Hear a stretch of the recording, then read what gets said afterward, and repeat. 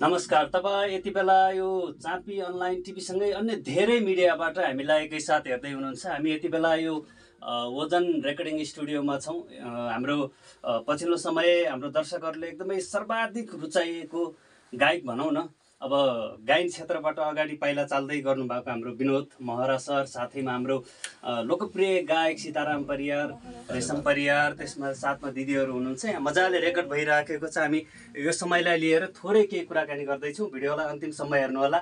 Video सम्बन्धी कुनै जिज्ञासा भए कमेन्टमा लेख्न नबिर्सिनु होला भन्दै लाग्छु कुराकानीतर्फ। नमस्कार, स्वागत छ यहाँ सबैजनालाई। धन्यवाद। नमस्कार। के छ, आरामै हुनुहुन्छ सबैजना? एकदमै आरामै। विनोद सर, के छ खबर? कस्तो लाग्यो आज गीत? आज धेरै गीत गाउनुभयो के र दाङबाट आएदेखि है? हजुर। यो कतिौँ गीत हो? यो चाहिँ 23 नम्बरमा। 23 नम्बर। 23वटा गाइसक्नुभयो, यो 23 नम्बरमा पर्छ। हजुर। अरू गीतको तुलनामा यो गीत गाउँदा कस्तो लाग्यो यहाँलाई? कस्तो किसिमको गीत हो यो? माया प्रेम अथवा केसँग आधारित छ यो गीत? हजुर, यो माया प्रेमको बारेमा हो। सजिलो लाग्यो गीत गाउन, अरू जस्तो अप्ठ्यारो रहन्छ। सजिलो छ। अरू गीत अप्ठ्यारो लाग्थ्यो? नै, सबै गीत, कोही गीत अप्ठ्यारो, कोही गीत सजिलो, त्यही हेरेर हुन्छ। यो गीत गाउँदा मजा आयो? हजुर, एकदम। यो गीत कसले लेख्या थाहा पाउनु भयो कि भएन? उहाँले होइन, हाम्रो लेख्नु भएको होला सायद। तपाईँले चल्यो बतास भन्ने गीत त सुन्नु भएको थियो होला नि? अनि चल्यो बतास गाउने मलाई भनिसक्नु पर्छ उहाँले भनेर थाहा पाएको कि पहिले थाहा पाउनु भयो? यो गीत सुनेको थिएँ। अनि हाम्रो सीताराम सर, यो धेरैजनासँग यहाँले त काम गरिसक्नु भएको छ, धेरैजनासँग जोडिएर। पछिल्लो समय हाम्रो विनोद सरसँग जोडिँदाखेरि कस्तो फिल भइरहेछ, कस्तो महसुस भइरहेको छ? यो गीतको विषयमा पनि थोरै खुलाइदिन्न। अब मलाई विशेष चाहिँ यो गीत चाहिँ हाम्रो रेशम जीले चाहिँ मलाई सुनाउनु भयो। धेरैचोटि गोपी भेटौँ भन्नुभयो, वा कुट्न भेट्नु भयो। मलाई डर लागेको थियो क्या, तर गीत बनाउनु भएर चाहिँ मलाई एकचोटि मलाई सुनाऊ भन्नुभयो। हजुर। अनि गीत सुनेपछि राम्रो छ राजा भनेपछि, अनि त्यसपछि के गर्ने होला भनेपछि मलाई चाहिँ मैले अहिले जे विनोद भाइको राम्रो छ, अहिले विनोद भाइ तपाईँ अनि के अरे बुहारी अनि दिदीसँग गाउनुहोस् न त भनेर मैले सजेसन चाहिँ मैले दिएँ उहाँलाई।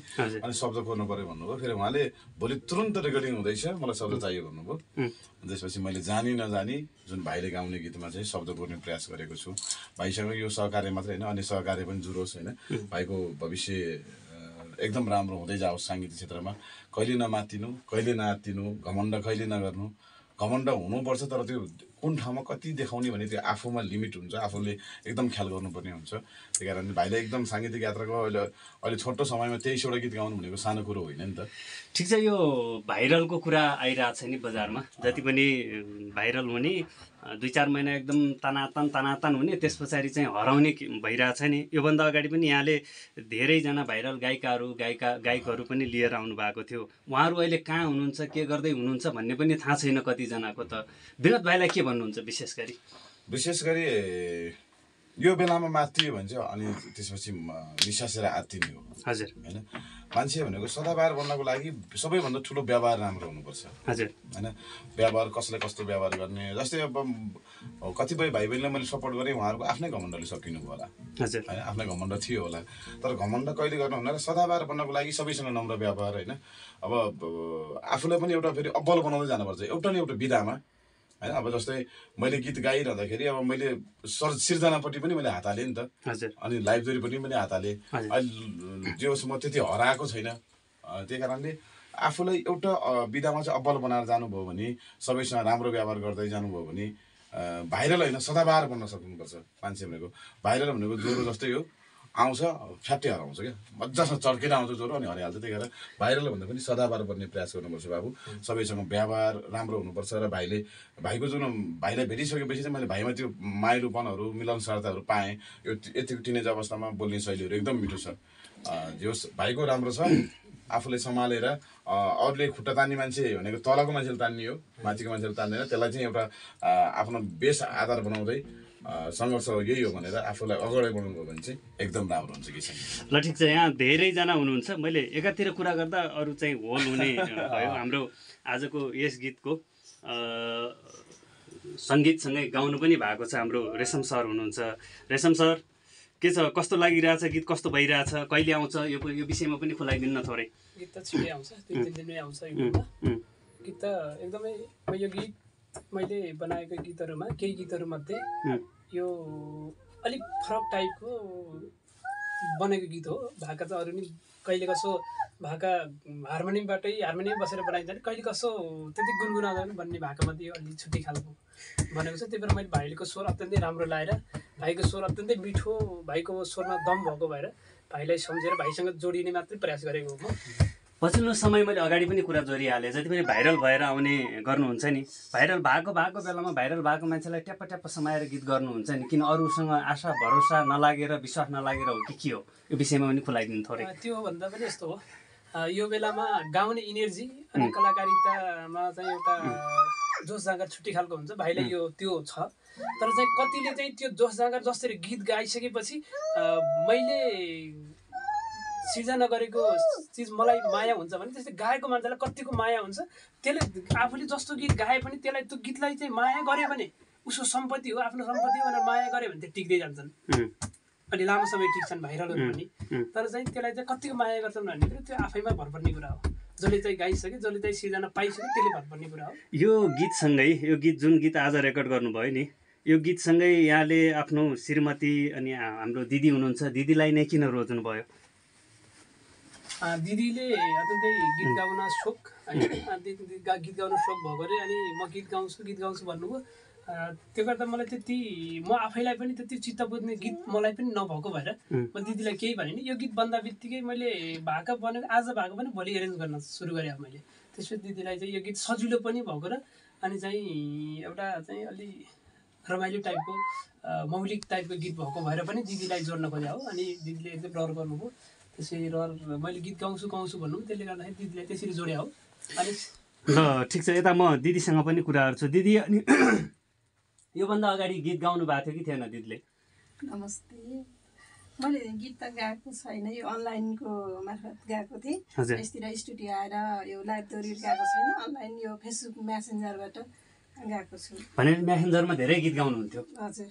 अनि यो रेकर्डिङ चाहिँ पहिलो पटक हो? हजुर। योभन्दा अगाडि गीत रेकर्ड गरौँ जस्तो लागेन तपाईँलाई? लाग्थ्यो, तर म यहाँ नभएको कारण, नेपालमा नभएको कारणले। नेपालमा नभए भने विदेश बस्नुहुन्थ्यो? हजुर, म धेरै समय 7 वर्ष म विदेश बसेर अहिले आएको 7 महिना भयो। अनि मैले उहाँबाट नि भन्थेँ भाइलाई, म आएर म एउटा गीत गाउने भाउ भनेर भाइलाई भनिरहन्थेँ। अनि उहाँ भाइहरूलाई म सबैजनालाई उहाँ हेरिरहन्थेँ, उहाँले यो चले बतासा गीत गाउने बेलामा नि म धेरै उहाँहरूको इन्टरभ्यू हेरिरहन्छु, धेरै रहर लाग्थ्यो। आज यो भनेपछि हाम्रो सीताराम सरसँगै हुन पाउँदा एकदम खुसी लाग्यो, जोडिएर काम गर्न पाउँदा। भाइसँग बस्दाखेरि धेरै खुसी लागेको छ।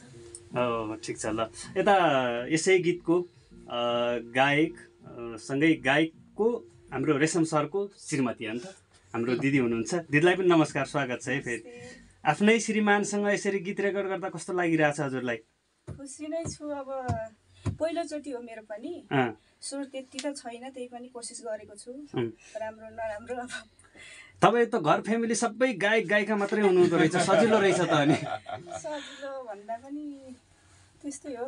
अगाडि योभन्दा अगाडिका दिनहरूमा गाउन मन लागेन, गाउने इच्छा आएन, बुढो मलाई पनि सहयोग गर्नु पर्यो, म नि गायिका बन्छु, तैँले मात्रै गाएर हुन्छ भन्ने किसिमको आएन? त्यो लाग्ने थिएन, गीत गाउँछु भन्ने त लाग्थ्यो, एक दिन पक्कै आउँछ होला नि, त्यस्तो दिन जुर्छ होला नि लाग्थ्यो क्या। एक्कासी भयो यो कुरा चाहिँ, त्यो सोच्दै नसोचेको। यो गीत म गाउँछु भन्नुभयो कि तपाईँले श्रीमानले नै होइन बुढी तैँले नै गाउनुपर्छ भन्नुभयो? त्यस्तो भन्नुभएको होइन, विनोद भाइलाई बनाऊँ कुरा गरौँ, त्यसपछि ओके भएपछि एउटा सल्लाह गरौँ ल भनेको थियौँ। त्यसपछि उता ओके भइसकेपछि हुन्छ नि त, अब एउटा दुईवटा टुक्का गाम भनेर गाउनुभयो, त्यसरी गाएको। ए ल ठिक छ। अब म फेरि यता हाम्रो विनोद सरसँगै जोडिन्छु। भोलि घर फर्किने कुरा पनि गर्नुभयो यहाँले, एकदम व्यस्त हुनुहुन्छ, एकदमै बजारमा डिमान्ड यहाँको एकदमै अत्याधिक छ। यो बेलामा किन काठमाडौँ छोडेर जान लाग्नुभयो? केही त्यस्तो समस्या कारण केही थियो कि? घरको लागि घर बनाउन जाँदै हुनुहुन्छ। अब कति समय पछाडि फर्किनुहुन्छ? म अब छिट्टै फर्किन्छु। तपाईँलाई यहाँ गाउन लगाउने, तपाईँलाई पर्खिने सर्जकहरू अथवा अन्य तपाईँसँग जोडिएर काम गर्ने धेरैजनाहरू हुनुहुन्छ। उहाँ फेरि लामो समय गएर उता घरतिर हराउँदाखेरि यता के हुन्छ? फेरि म वेट गर्छु अथवा वेटमा बस्नु होला, कसरी म्यानेज गर्नुभएको छ? त्यस्तो चाहिँ अब यहाँले पनि भन्नुभएको छ आएपछि गरौँ ल भनेर, आएपछि उहाँसँग गर्छु। अब धेरै जसले भन्छु म छिट्टै फर्किन्छु घरबाट, किनकि अब मलाई बुवा आमालाई आफ्नो घरमा राख्ने सोच भएर जान लाग्यो। हजुर।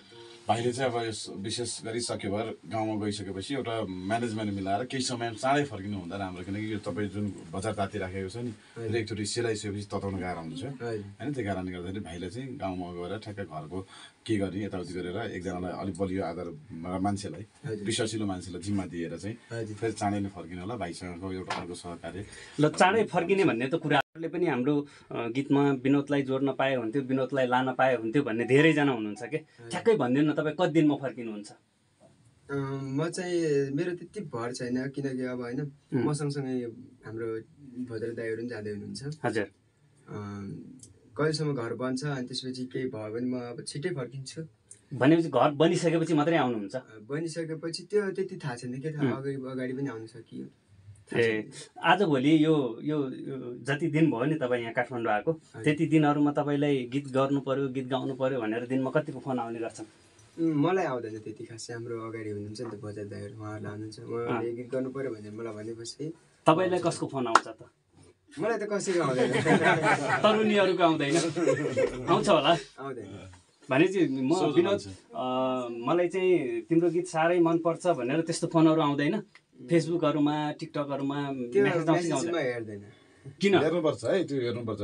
रेस्पोन्स भनेको दिनुपर्छ। फेरि खासै अब त्यस्तो मेसेजमा गर्दैन, भने मेसेजको रिप्लाई नै नगर्ने?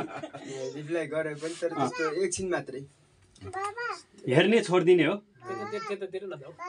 ल ल ठिक छ। ल हामी लामो कुरा गर्दैनौँ, लगभग छोटो छोटो कुरा गरौँ। अब यो रेकर्डिङको समयमा यो सुटिङ पनि हुने तर्खरमा छौँ हामी। यहाँले गीत धेरै गाइसक्नुभयो। कति दिन भयो तपाईँ यहाँ उताबाट आएको, दाङबाट आएको? धेरै दिन भइसक्यो है। कति दिनमा गाइसक्नुभयो 23वटा गीत? खोइ कति दिन भयो, मैले गर्न पनि भ्याएको छैन भनेपछि आएको दिन पनि बिर्सिनु भयो? हजुर, आज कति कति त्यो पनि थाहा छैन मलाई। तपाईँको बिर्सिने बानी रहेछ जस्तो लाग्यो मलाई। व्यस्तताले त्यस्तो बनाउँछ। ल ठिक छ, हामी अन्त्यमा छौँ। एउटा गीत सुन्छौँ हाम्रो विनोद भाइको। ल सँगै गाउँ न त। ल कुन गीत गाउने? एउटा गीत सोच्नु तपाईँले। भाइको अलि चलेको गीत गाउँ न, हामी शर्मिसम्म रामले नि। कुन मेरो पहिलो गीत? ल पहिलो गीत नै सुनौ, एउटा गीत सुनौ अनि छुट्यौँला है त। ल कोछाराया कलसित तर्केको मृत्यु पछि धरतीमा फर्केको अब रुना धर्केर मरेपछि खुसी नै खुसी मिल्छ होला र मर्ने जति कोही पनि आउन फर्केर मर्ने जति कोही पनि आउन फर्केर। ए गीत हो यहाँको यो पहिलो गीत अन्त? हजुर, राजु आटीले सबै गर्नुभएको यो सङ्गीत यता होइन लय शब्द उहाँको हो। पूर्णकला दिदी लिएर मैले गाएको। भनेपछि पहिला राजु आडी पूर्णकला विषय भनेर पहिला चिन्नुहुन्थ्यो कि हुँदैन थियो? पूर्णकला दिदीलाई चिन्थेँ, तर राजु आडी दाइलाई चिन्थेँ, तर यो त्यो खासै मेरो पहिला मोबाइल थिएन नि त, तर त्यति। ए ल ठिक छ, हामी अन्त्यमा छौँ। अन्त्यमा केही भन्न चाहनुहुन्छ हाम्रो सीताराम सर, साथमा हाम्रो विनोद? विशेष गरी विनोद भाइलाई शुभकामना छ, साङ्गीतिक यात्रा अझै फल्दै फुल्दै जाओस्। यहाँ अलिकति हतार पनि गर्नुभएको छ स्टुडियोमा, हामी स्टुडियोमा छौँ अरू गीतहरूको लागि। त्यसै कारणले गर्दाखेरि भाइलाई शुभकामना, आशीर्वाद छ। राम्रो गर्नु, राम्रो बुद्धि गर्नु, नमातिनु। जसले बोलाए पनि रेस्पोन्स चाहिँ राम्रो दिन्छ होइन। यहाँलाई विशेष धन्यवाद दिँदै रेशमको परिवारलाई पनि विशेष शुभकामना, यहाँलाई विशेष धन्यवाद, भाइलाई पनि विशेष शुभकामना। ल यो गीत चाँडै आउँदैछ, सबैजनाले माया गरिदिनु हुनेछ भन्दै छुट्टिन्छौँ। नमस्ते सबैजनालाई।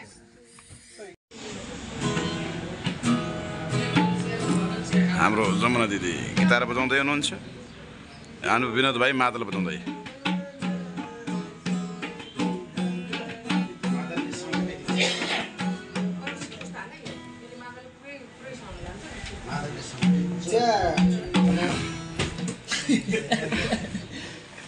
ठिक छ, त्यहाँ भन्नु।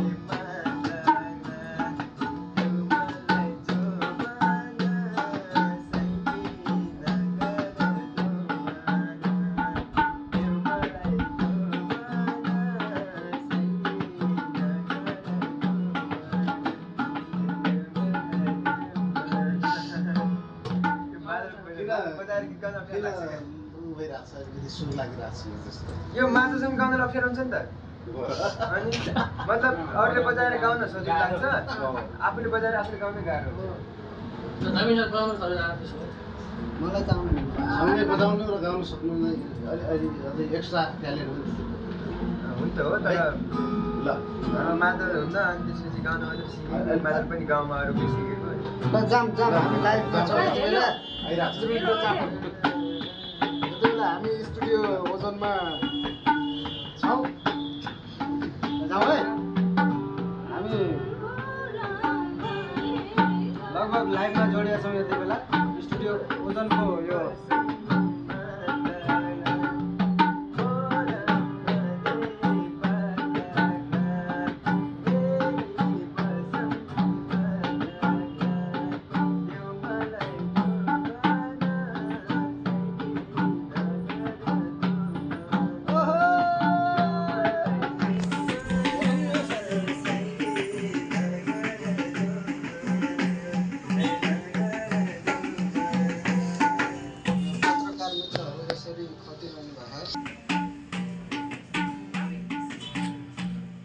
Jim